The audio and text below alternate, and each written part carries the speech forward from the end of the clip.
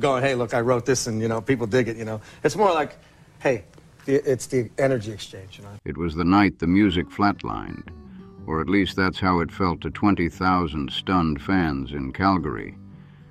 On a freezing April evening back in 2013, the arena lights flared, the stage glowed like fire, and the crowd buzzed with electricity. The most legendary band on the planet was seconds away from doing what they'd mastered for over 3 decades. But something was off. As the first chords exploded through the speakers, everyone noticed it. A strange emptiness on stage right. The mic stand stood tall, waiting, but the man who owned it was nowhere to be found. Richie Sambora, the guitar legend with that raspy voice and cowboy charm, had vanished. No warning, no farewell, no clue. Just an empty spot where the heart and soul of the band once stood. Richie wasn't just another guitarist. He was the blueprint of that massive arena rock sound that shaped a generation. He was the rough edge to Bon Jovi's smooth shine, the raw bluesy pulse that made their songs bleed emotion and swagger. And then, in one shocking night, he walked away, right in the middle of one of the highest-grossing tours in rock history. He left behind fame, fortune, and millions of fans who couldn't believe what just happened. For more than 10 years, whispers spread like wildfire. People asked, was it the addiction? Was it a feud fueled by jealousy? Or did the empire he helped build simply push him out? Now, at 66, the silence is finally shattered. Richie Sambora has reappeared, not with a guitar slung over his shoulder, but with a confession that changes everything. He admits that walking away wasn't rebellion, it was survival. He was fighting to stay alive in a world that can chew you up and spit you out. He's now revealing what the industry never wanted to say out loud, that being a rock star can be the fastest way to lose yourself. But before we can understand why Richie left the lights behind, we have to rewind to when it all began, to the roar that started it all. To grasp the weight of his fall, we need to feel the power of his rise. In the mid-'80s, America was searching for heroes, and they found them in a bunch of scrappy kids from New Jersey. While Bon Jovi's smile lit up the posters on every wall, Richie Sambora was the secret weapon, the musical heartbeat of the group. He wasn't just standing behind a frontman, he was balancing the scales. Richie's riffs and harmonies were the glue that turned catchy pop hooks into thunderous rock anthems that could shake stadiums. Together, he and John formed one of the most unstoppable songwriting duos in music history. Beneath all the hairspray, leather jackets, and flashing lights of the '80s, there was pure craftsmanship. Richie's bluesy grit and soulful depth gave their songs a pulse. Something real, something human. Think of those chilling first notes of Wanted Dead or Alive. That haunting acoustic melody that feels like a lone cowboy riding into a dusty sunset. That was Richie's magic. He wasn't just playing the guitar. He was painting soundscapes that defined an era. Every chord, every note told a story of grit, glory, and heartbreak.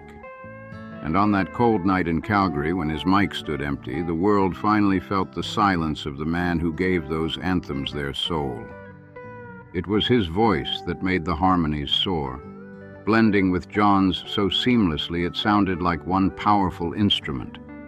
Richie Sambora wasn't just playing backup, he was shaping the entire sound. He's the one who brought the talk box to Livin' on a Prayer, that weird, robotic, voice-twisting sound that turned the track into an anthem for an entire generation. Those songs weren't just hits, they became the soundtrack to millions of lives, played at weddings, graduations, breakups, and long road trips that felt infinite under neon skies. Europe was 22 sold-out stadiums, and we closed down Wembley Stadium this year. Oh, my Lord. By the time the New Jersey tour hit in 1988, the band was unstoppable. Hundreds of shows, every country, every stage. Their energy was electric. The fame was blinding, the cheers deafening, and the money. It rolled in like a tidal wave. They weren't living the dream. They were the dream. Richie stood at the center of it all, cool, gifted, and untouchable. He had it all: the roaring crowds, the luxury cars, the mansions, and that headline-making romance with Hollywood's golden girl, Heather Locklear. From the outside, it looked like he'd hit life's jackpot, standing on a mountain of gold with the world chanting his name every single night.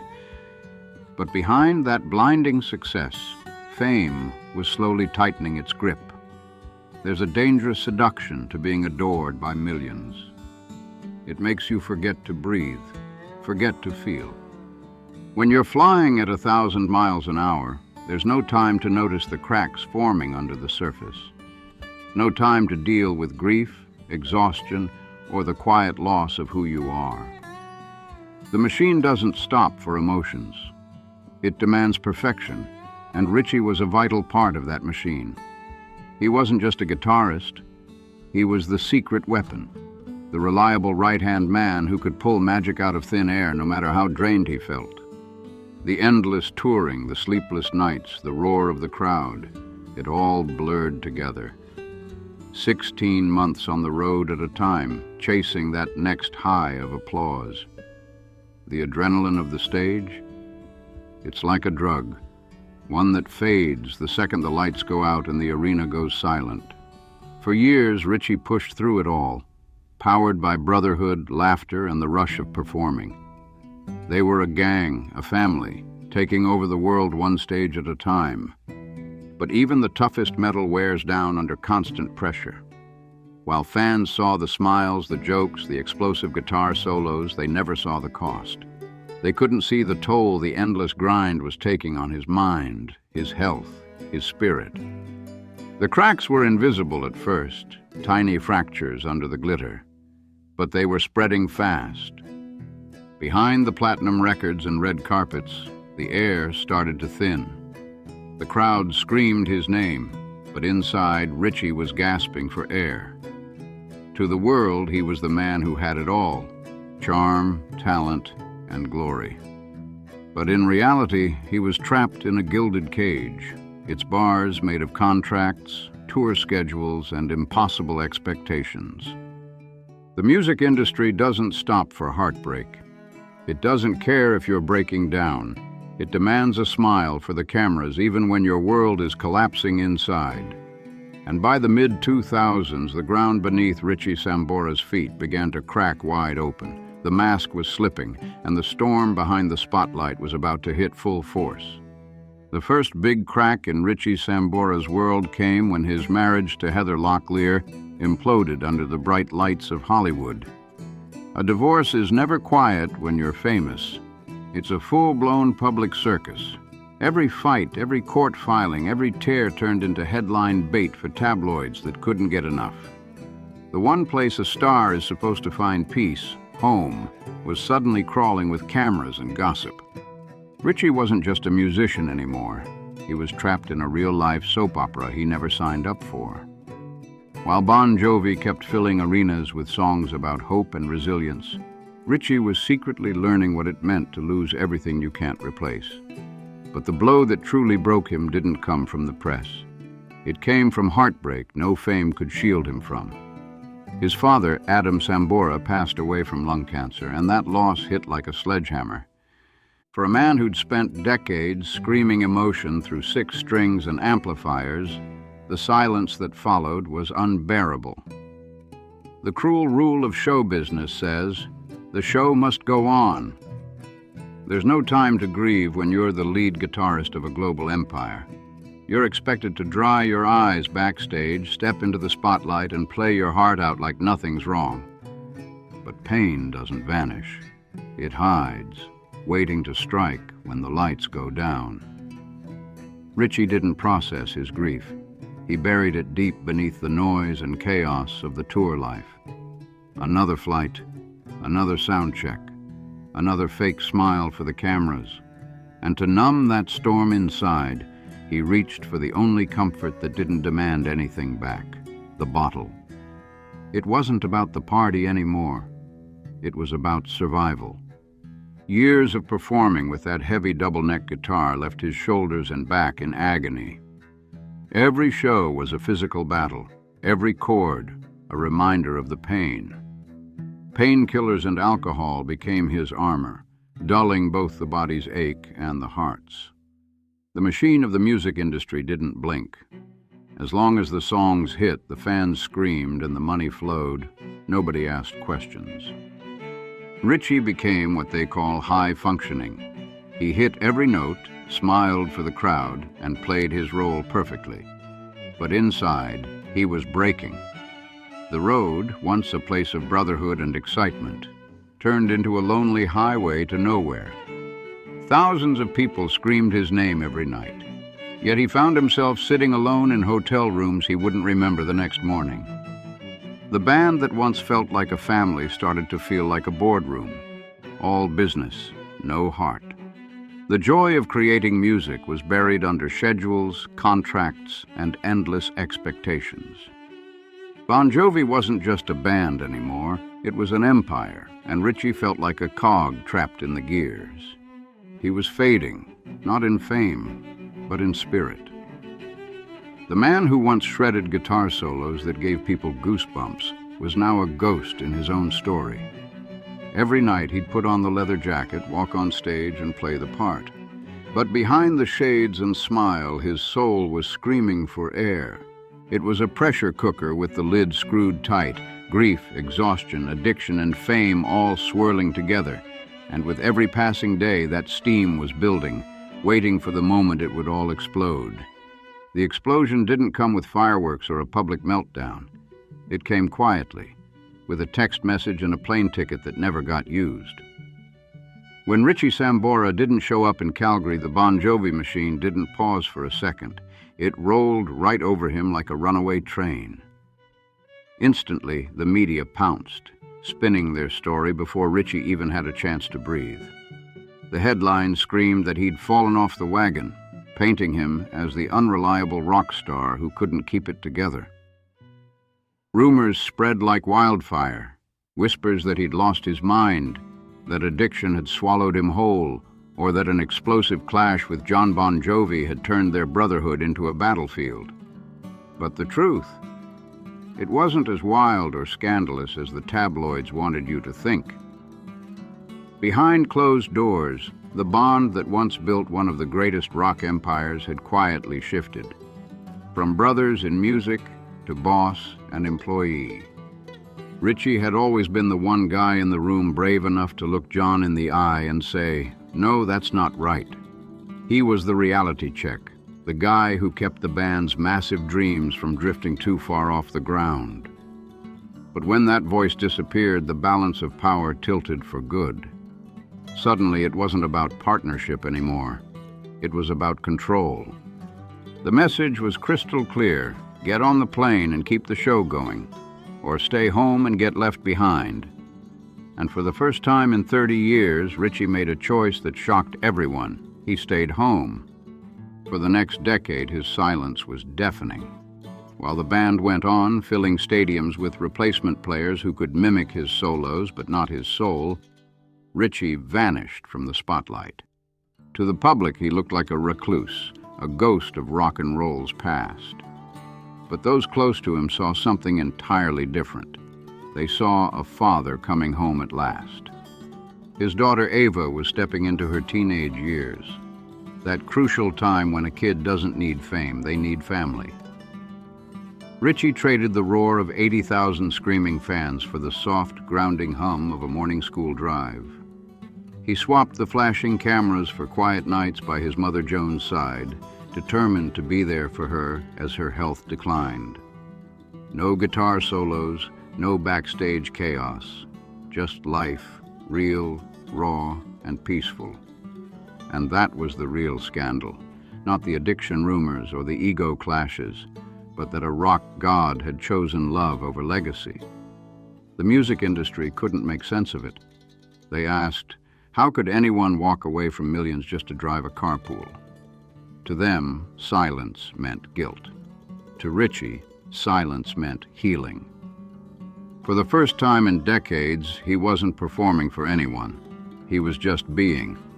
After running full speed since 1983, he finally stepped off the treadmill that had been spinning out of control. But that silence came with a heavy price. By refusing to defend himself, Richie let others write his story. He watched from the sidelines as the world labeled him the problem, the one who walked away, the one who cracked under pressure. He stayed quiet not out of shame, but out of protection. He absorbed the blame to keep the spotlight off his loved ones, shielding his family from the chaos. It was a quiet kind of courage, but one that left scars on his legacy. The partnership that built decades of anthems, Livin' on a Prayer, Wanted Dead or Alive, and so many more, was fractured, and no one really knew why. The music had stopped, but the story wasn't finished. The silence lingered, heavy and misunderstood, until 2024, when that silence finally broke, not with a whisper, but with a roar. A new documentary series hit the world stage, and for the first time, Richie Sambora was ready to set the record straight. Thank You, Goodnight was supposed to be a grand celebration, 40 years of Bon Jovi's unstoppable legacy. But instead, it became something entirely different, the spark that pushed Richie Sambora to finally reclaim his own voice. For the first time in over a decade, the world saw the man behind the shades, older, wiser, and unfiltered. At 66, Richie sat watching his life flash across the screen, edited and narrated by the same machine he'd fought so hard to escape. What he saw wasn't truth. It was a story twisted into a tragedy, painting him as the soldier who abandoned his post, the casualty of his own demons. And Richie wasn't having it. No more silence, no more half-truths. He wasn't going to let the industry write his ending. In a series of brutally honest interviews that followed the premiere, Richie ripped the curtain open and spoke from the heart. He looked right into the camera, calm, clear, and unapologetic, and said what fans had long suspected but never heard out loud. The band he once called family had become a corporation. Friendship, creativity, loyalty, all secondary to the bottom line. He didn't sugarcoat a thing. He said that during his darkest moments, when his body was wrecked from decades of touring and his heart was shattered from losing his father, he didn't get the compassion he needed from the people who were supposed to have his back. He wasn't looking for pity, he was looking for humanity. But all he got was a schedule that couldn't be moved and a show that had to go on. Then came the fire. That raw, fearless defiance that reminded everyone exactly who Richie Sambora really is. He wasn't some backup player who cracked under pressure. He was the heartbeat of the band, the man who built its sound note by note, lyric by lyric. He was the architect of those anthems that made the world sing and made the band billions. But his most powerful confession wasn't about fame or fortune. It was about freedom. He admitted that if he'd stayed, it would have destroyed him. He didn't walk away to disappoint his fans. He walked away to save himself. He chose life over legacy, love over limelight. He chose to be there for his daughter when she needed her dad more than the world needed another guitar solo. That was his redemption, not through another hit single, but through truth. Richie didn't name enemies or throw blame. He called out the system itself, the ruthless machine that builds stars only to break them down. He exposed how the industry turns passion into product and people into profit. And by speaking out, he stopped being the fallen rock star and became something stronger, a survivor who refused to be chewed up by fame. He faced the camera one last time, his voice steady, his eyes sharp, the weight of everything he'd endured etched into his face. There was no apology, only peace. He made it clear. He didn't lose the band. He found himself. The stadium lights may have dimmed, but in the quiet glow of his own truth, Richie Sambora finally found a spotlight that was his alone. His story isn't just another tale of rock and roll chaos. It's a message, a warning, and a victory all at once. It's proof that strength isn't in staying on stage until you collapse. It's in knowing when to walk away. For decades, we saw him as a silhouette in the smoke, a symbol of cool rebellion. But now, in his raw honesty, he's taught something much deeper. The real lesson? That fame means nothing if it costs you yourself. Richie Sambora didn't walk away because he was broken. He walked away because he was brave enough to choose peace over applause, love over legacy, and his soul over superstardom. When the stadium lights finally fade and the echo of the crowd disappears, we have to ask ourselves, who's left standing in that silence? Do we still see the artist, the human being who gave us so much emotion and energy? Or do we just see a product, something to be used up and replaced when the spotlight moves on? Richie Sambora's story forces us to look deeper, beyond the fame, beyond the posters, beyond the myth. Because behind every rock icon, every anthem, every memory that defined our youth, there's a real person, one who can break, bleed, and rise again. Richie's journey isn't about walking away from music. It's about walking toward himself. His decision to stop letting the band name define his worth and to become a father first, musician second, is a kind of victory that no chart, no award, and no world tour could ever measure. It's about realizing that real success isn't found in the roar of strangers. It's in the quiet peace of looking in the mirror and finally recognizing the person staring back. Richie Sambora may have stepped away from the stage, but he never stopped creating. The rhythm just changed. Now it beats in tune with his own truth, his own heart, and his own peace. His story reminds us that sometimes the loudest power move isn't the encore. It's the choice to live life on your own terms. And if you want more powerful stories like this, make sure to like, subscribe, and drop a comment below. Tell us what you think about Richie's journey. And stay tuned, because there's always more truth hiding behind the music.